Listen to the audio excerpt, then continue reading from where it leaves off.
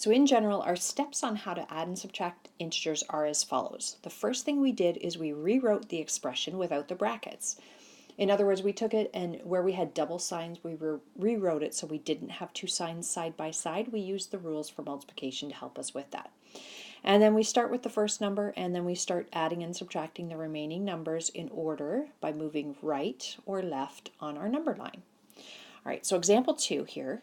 Why don't you try actually evaluating these, see how you get along, put this video on pause, and then you can play and take up your work. Put the video on pause. Okay, so taking up your work here, we have a -6, take away a -3, so that should be equal to -6. Just grabbing my pen here, hold on. Equals -6. Taking away negative is adding 3.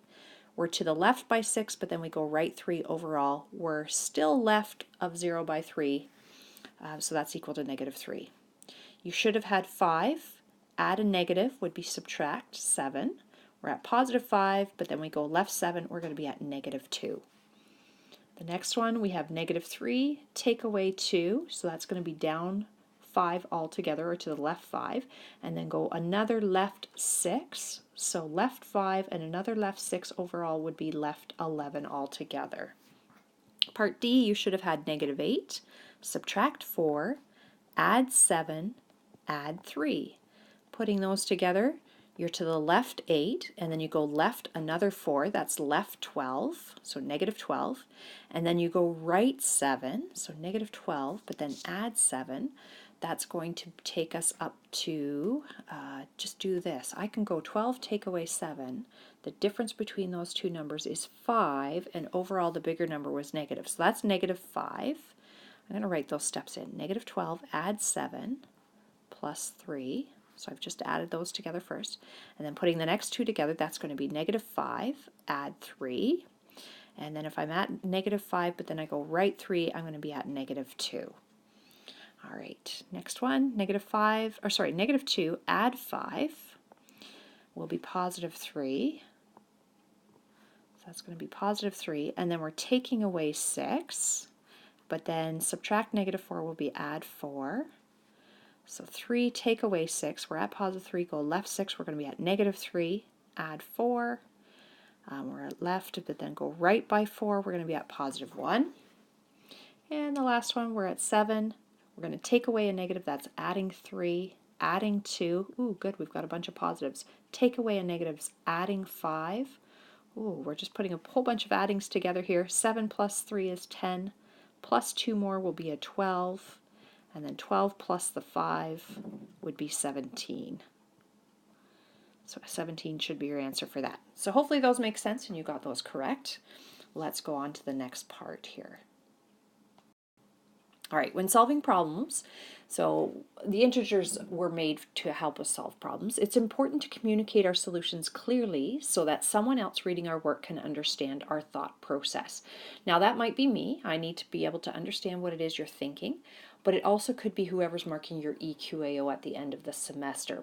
I will look at it before it leaves, but there will also be somebody at the province level that will look at it who doesn't know you, and you need to make sure that you are communicating things effectively. All right, so example 3, the temperature was -12 degrees Celsius. It's now +8 degrees Celsius. How much did the temperature change? So when we want to know how much something is changing by, we want to know how much it's different by. And in terms of being different, what we're doing is we're looking at subtracting. The word difference in math usually means to subtract.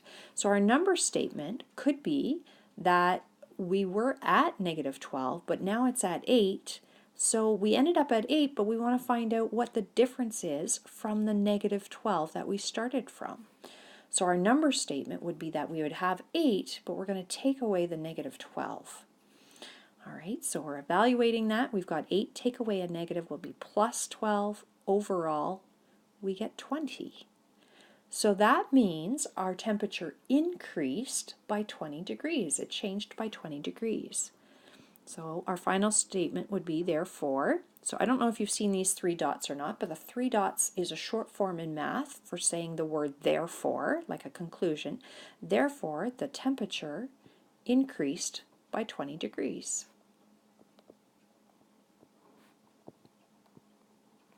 Probably should have typed this, it would have been neater. But here we are, by 20 degrees Celsius. It was positive 20.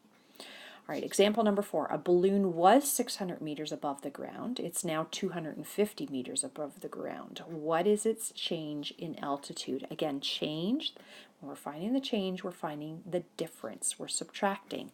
So our number statement would be that we're currently at 250, but we're going to take away that 600. It was positive 600, 600 above, so that's a positive 600, 600 above.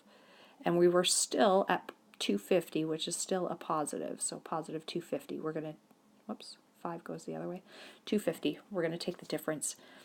If I'm at 250 and then I subtract 600, let's see, 250. Well, I'm going to get into the negatives. I'd be at 150 and then 50 and negative 50, negative 150. Oh my goodness, that's a big change in there. We're going to be at, I believe, 450, 350, I believe. It's late at night here when I'm doing this. I'm just going to double check and make sure I'm not making mistakes. Yep, 350. So that's going to be a negative 350. So my height has decreased by 350 meters. The altitude's change was a decrease of 350 meters. Okay, what is the change in altitude? The altitude decreased by 350 meters. All right, so hopefully you can see that at the back because it is small. My typing is small, but there it is. All right, so you have some work ahead of you to practice these skills. Good luck.